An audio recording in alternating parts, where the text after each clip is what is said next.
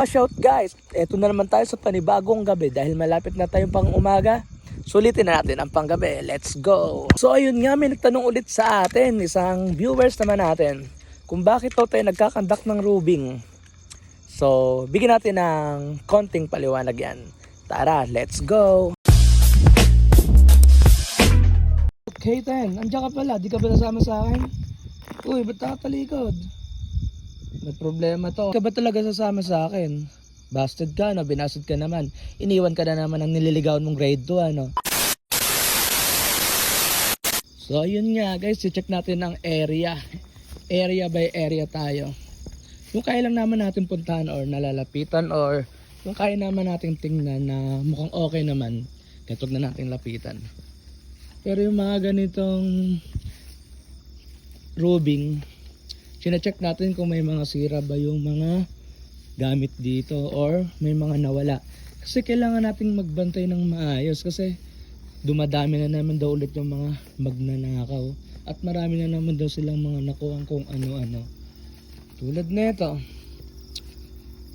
may panel pala dito tapos kailangan na itong mabantayan din. Kasi sulit sila pag nakuha nila yung isang lapad na to, mahal yan. Kaya pag hindi ko to nabantayan tapos nawala, charge sa akin yan. Oy, what's up? Besides big spider? You see it? Oh, come on, I get you.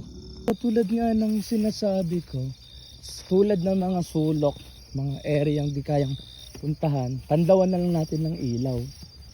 At saka baka makita natin yung mga tao dito nasa gilid-gilid lang or mga nakadapa.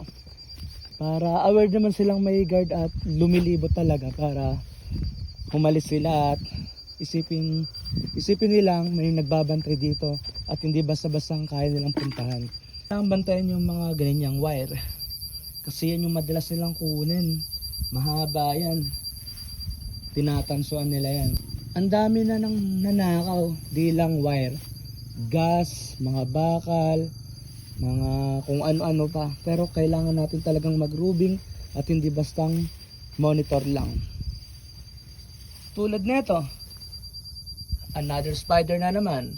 Okay, so ayun nga guys, kailangan natin i-check yung mga kailangan puntahan.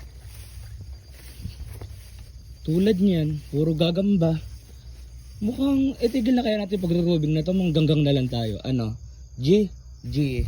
Kailangan talaga natin guys mag-rubing para ma-maintain natin yung ikakaayos ng ating area. Kailangan parindigan natin yung ating pagtatrabaho. Bigyan natin ng halaga at oras. Kasi hindi naman kailangan miyat-miya eh. Basta't alam ng mga taong nagmamonitor ka sa area mo, matatakot sila. Mag-alinlangan silang lumapit or kumuha ng kung ano-anong gusto nilang makuha. Kaya kailangan natin silipin ng maayos dahil malay mo, andyan lang sila sa mga ilalim, mga nakadapa o mga nagtatago. At aware silang may guard pa rin na nagbabantay. May guard pa rin nandyan. Tapos pogi. Ay. Ayun niya, habang nag-rubing tayo, mangganggang na rin tayo para iwas boring. Tapos may paglalabanan na ulit tayo. So okay naman yung area, tahimik lang, walang gulo, tapos may alupong. Ito ang dahilan ng pagro-rubing namin para ma-check namin yung area at paligid namin kung malinis ba or may mga tao sa paligid, yung mga taong mga magnanakaw or ibang tao. Kaya kailangan ng rubing para ma-monitor at makita natin yung ating area na maganda at tahimik at walang gulo. At pag walang gulo, walang 1-6, walang charge sa atin. Kaya hanggang dito lang. So ayun nga guys, clear yung ating pag-rubing. Wala nga tayong nahuling magnanakaw. At least may nahuli tayong gagamba. Guys, hanggang dito lang. Bye bye.